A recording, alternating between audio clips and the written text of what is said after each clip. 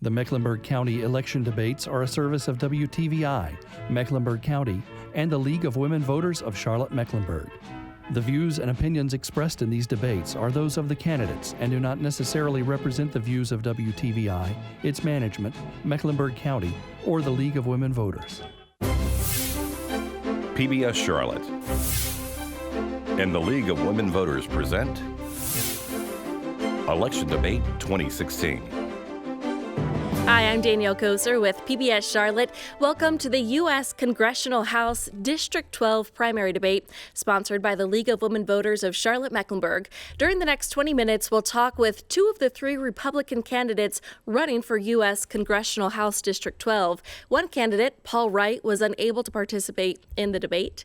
The newly drawn 12th district is now entirely within Mecklenburg County, with the exception of the southeastern portion of the county, which is in District 9. The League of Women Voters of Charlotte-Mecklenburg provided the questions for this debate. The candidates were not given the chance to review the questions in advance. I'll call on the candidates in random order, and you will each have 30 seconds to respond. And please note, a few of questions require only a yes or no response. If you'd like to challenge an opponent, raise up that yellow card, and you'll have 30 seconds to respond. Each candidate has 3 challenges during this debate, and you'll be allowed to make a 30-second closing statement. The Republican candidates for U.S. Congressional House District 12 are Ryan Duffy and Leon Threet. Our first question is, how do you view the state legislature's redrawing of U.S. House Districts 12 and 9? You'll have 30 seconds to respond, and we'll start with you, Mr. Duffy. Thank you, Danielle. I view it favorably. Obviously, we had one of the most gerrymandered districts in the country. At some point, it'd have to change. It was very unnatural, and I think this makes a lot more sense. Thank you, Mr. Duffy. And your response, Mr. Threet. Yes, I agree with Mr. Duffy. I think the newly drawn District 12 is favorable for all of the district. Certainly, the previous district was racially biased, and it favored only one part of our community. I think this particular district, solely in Mecklenburg County, gives all of the citizens of the 12th better representation. So I am in great favor of it. Thank you, Mr. Threet. The next question, how do you propose the stalemate between the Justice Department, the McCrory administration, and the state legislature over HB 2 be resolved? And do you agree or disagree with HB 2? You'll have 30 seconds to respond, and we'll start with you, Mr. Threet. Thank you, Danielle. I'm in great favor of House Bill 2. I think House Bill 2 is an honest and fair response to the city of Charlotte's overreach. I think it is this kind of legislative response that protects the safety and well-being of our citizens here in the Charlotte-Mecklenburg community, and I am in great favor of it. I think the governor has done a remarkable job in his leadership, and I think the legislators have stood their ground as well. I just hope and trust that the citizens of this community would take the time and look at House Bill 2, and they'll see that it's an honest and fair response to the crisis that Charlotte was facing. Thank you, Mr. Threet. And Mr. Duffy, your response? This is something I prefer to leave to the states to work out. With that said, I do think that the Justice Department is overreaching in their authority in this matter. So I do think to that extent they shouldn't be involved in this matter. The next question, Republican leader Newt Gingrich and Democratic President Bill Clinton worked together to keep the government going during one of the most successful economic expansions during the 1990s. Yet today we find very little evidence of collaboration between the political parties. How can both parties work together to provide good government for all the people? Mr. Duffy. Well, quite frankly, I think that they were a lot more reasonable on both sides back then. You could even Harry Reid talking about how crazy it was to have the welfare policies that he now endorses. They've taken a radical lurch left, and I quite frankly don't think it's very possible to compromise with these people. And basically, I think we just have to win the battle of ideas. Thank you, Mr. Duffy. And Mr. Threet? Well, I think we've got to find the common ground that's best for all of Americans. And I'd like to think that the good faith of the elected officials would do just that, work together on those very issues that are common to all Americans, that's important for both parties. If we can find the common ground, work together. Now, that doesn't mean you violate your core values and the things that are most important to you, but some compromise on the non-essentials are necessary. That's just the way our system is designed, that we bring the best ideas and find real solutions. Thank you, Mr. Threet. The next question, a September 2014 Harvard study found the growth disparity between the very wealthy and the lower end and middle classes is no longer sustainable. What's your solution, Mr. Threet? Well, once again, I think free enterprise gives the highest opportunity for the greatest number of people to rise and do well in life. Upward mobility is certainly a part of the American dream, and having a free market system gives that greatest opportunity for all Americans. And certainly we need programs that will help those disadvantaged ones to reach their potential. And I believe that if we continue to look for and search for ideas that gives the free market opportunity for all Americans, I think all will have an opportunity to continue to move forward and shorten that gap. Thank you. And Mr. Duffy?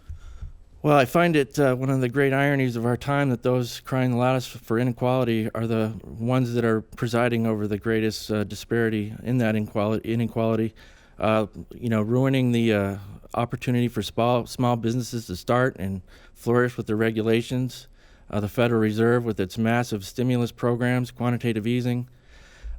These are things that are massively making it harder for people to be socially mobile. And you'll notice that the middle class is shrinking under this administration, who all they talk about is inequality. So something is not right there. Thank you, Mr. Duffy.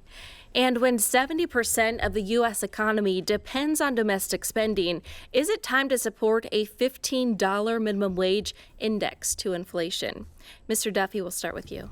Absolutely not. Even the governor of California, Jerry Brown, said his recent increase to $15 made no economic sense, but that it was fair. So I guess it's fair that people, despite the actual real-world consequences, even if they get put back on Medicaid or whatever, if they're out of jobs, as long as it's fair, that they support that, but it makes no economic sense. Meanwhile, all the young people coming out of school for their first jobs can't get a job because they don't have experience to justify the $15 pay. So, no, I absolutely do not support that. Thank you, Mr. Duffy. And Mr. Threet? Well, I think the minimum wage, a $15 minimum wage, is a shortcut to more difficulties for lower income and lower economic parts of our community. What we need is a free market system where we have living wages that come from a strong economy.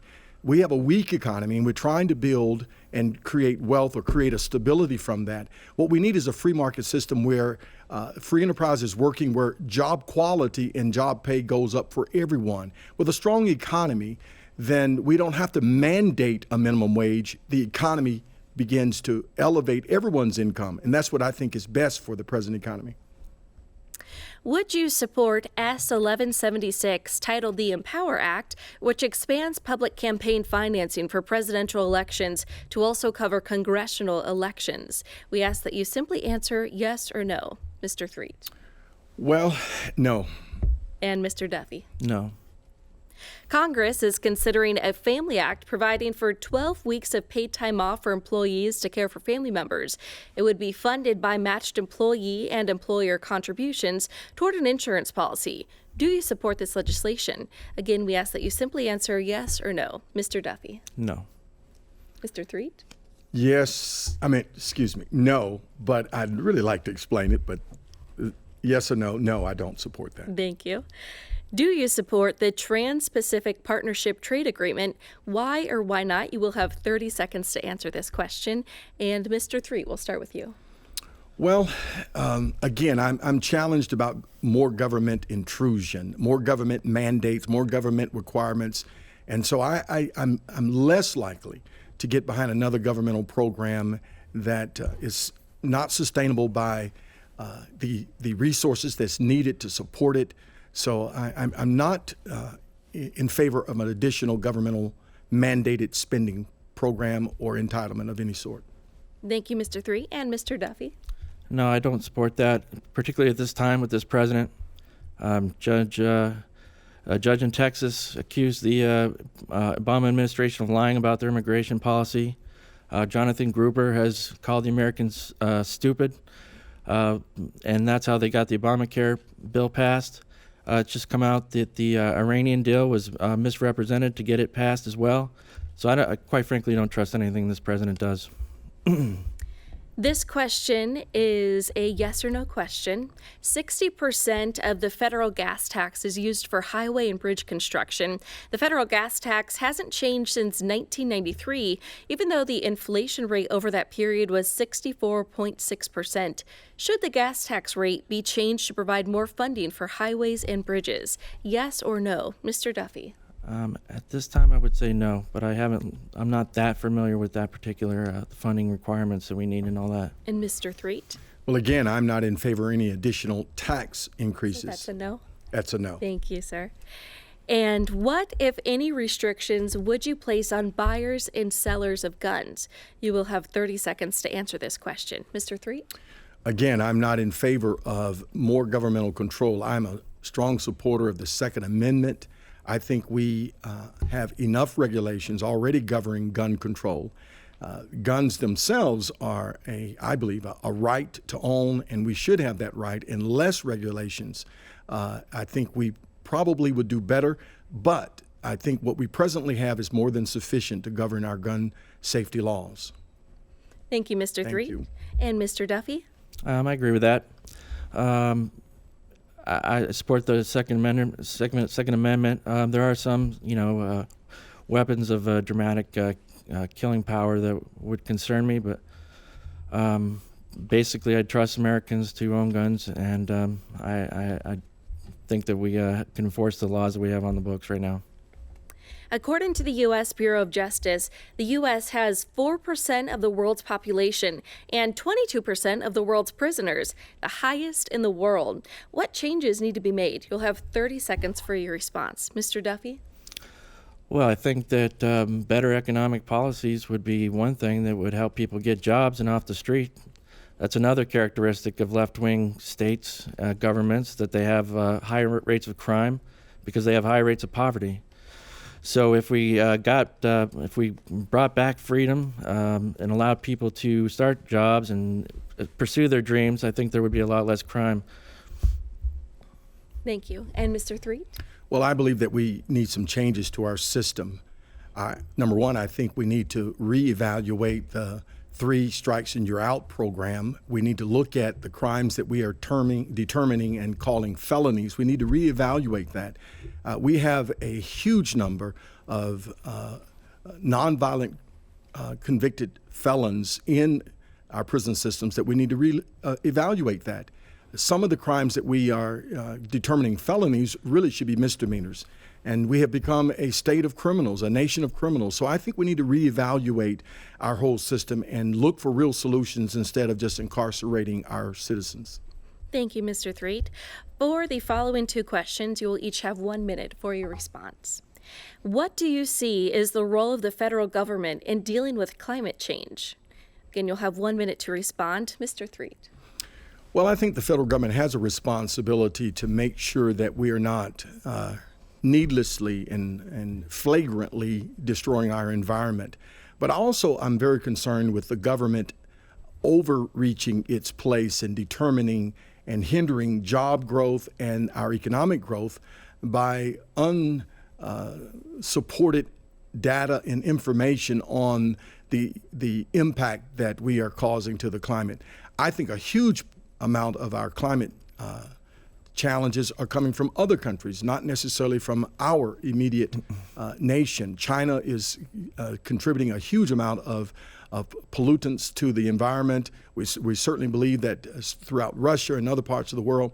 But I think our federal government has a responsibility, but I'm also very concerned about the overreach of government beginning to mandate and control what clearly is an overreach of government, and putting restrictions on companies and corporations that perhaps is a little overreach. And I think we need to have a government that supports our economy, but also supports a good, strong, and sustainable environment.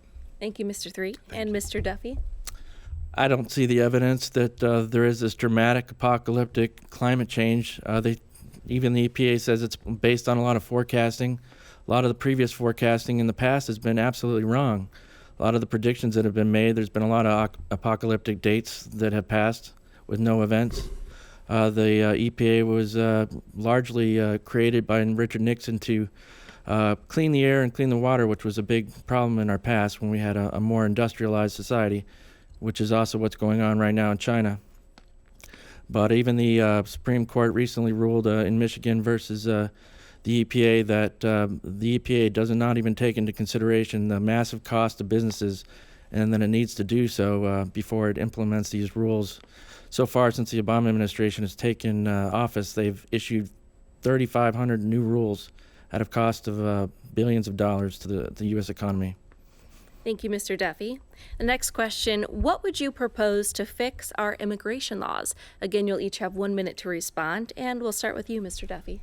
Well, again, I think that if we followed the rules that we have in place, because there's ample evidence that the administration has not pursued the laws that are on the books. So there's even the ICE, the Immigration Customs Group, protested their own leader in 2010 because they had no confidence in the leadership. E-Verify and supporting, checking who's coming across the border. Right now, we're purposely not enforcing the border. That's the thing. So I think that's the big problem, and I think we're doing it to fundamentally change America, bringing people with a totally different cultural background to this country, so that it is no longer what some liberals deem to be a bad place. Thank you, Mr. Duffy. Mr. Threet? Well, I think one of the greatest threats to our national security is our unsecured borders. And I think we need to immediately secure our southern border. And we need to enforce, as Mr. Duffy has said, enforce the laws that are written already on the books. Before Congress begins to implement new laws, we must enforce the laws that are clearly there.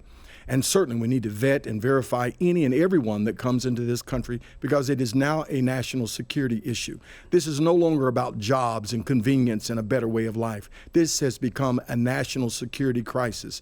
There are people from the Middle East and throughout much of the world finding their way into this homeland through our southern borders. We must solve this problem, and we need to require and demand that Congress find solutions today, because this has become a major national security issue.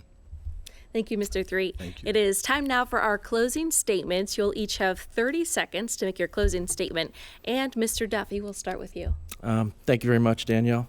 I want to make America great again, but more specifically, I want to make America free again. That's one of the focuses of my campaign, because I think freedom is what makes America great. I don't think it's just an empty slogan, freedom. It's something worth pursuing. The pursuit of happiness requires freedom. Economic growth requires freedom. And to have a life worth living and property worth defending requires freedom. So if you agree that that's one of the things that's missing right now and that we need to pursue in our society, please vote for Ryan Duffy on June 7th and go to duffyforcongress.com. Thank you. Thank you, Mr. Duffy. Mr. Threet? Thank you, Danielle, for your support, and WTVI for the opportunity. Again, I want to encourage you to consider and vote for Leon Threet for Congress on the 7th of June. Our platform and our commitment, first and foremost, is to uphold the liberties and freedoms that America was created and founded on. Secondly, jobs and improving the way of life through a strong free market system. And thirdly, national security is extremely important. I believe that America is in a crisis state and a crisis time. We must solve the security issues facing America. So consider and please vote for Leon Threet for Congress on June the 7th. Thank you. And once again, I'd like to thank each of the Republican candidates for U.S. Congressional House District 12 for taking part in this debate. For more information about the League of Women Voters of Charlotte-Mecklenburg, visit goleaguego.org. A reminder for Mecklenburg County voters, early voting begins Thursday, May 26th and 27th at Central Piedmont Community College's Facilities Services Building. All sites will be closed May 28th, 29th, and 30th due to Memorial Day weekend. However, all voting sites will be open May 31st. Early voting in Saturday, June 4th, and the election will be held Tuesday, June 7th. Coming up next, the U.S. Congressional House District 9 debate featuring Republican candidates. Thanks so much for watching.